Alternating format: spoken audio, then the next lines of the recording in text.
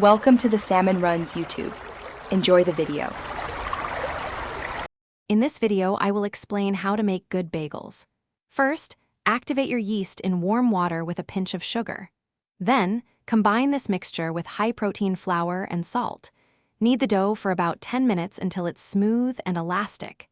This initial step is crucial for developing the gluten structure that gives bagels their signature chewiness. Let it rest for a short period. Now, let's shape those bagels. Divide your dough into 8 equal portions, each weighing around 100 grams. Roll each portion into a tight ball, then use your thumb to create a hole in the center, stretching it gently. This creates the classic bagel shape. Place them on a parchment-lined tray and refrigerate them overnight. This slow, cold proof develops a deeper flavor. The boiling step is key to that perfect bagel texture. Bring a large pot of water to a rolling boil and add 1 tablespoon of malt syrup or honey. Carefully drop in a few bagels at a time, ensuring they don't overcrowd the pot. Boil each bagel for 30 seconds on one side, then flip and boil for another 30 seconds.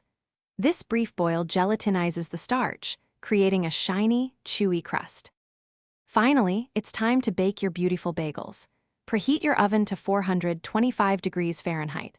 Place the boiled and topped bagels on a baking sheet. Bake them for 18 to 20 minutes, or until they achieve a lovely golden brown color and sound hollow when tapped. Let them cool completely on a wire rack. This ensures the interior sets properly, giving you that ideal bagel experience. Thanks for watching. Consider subscribing if we helped you.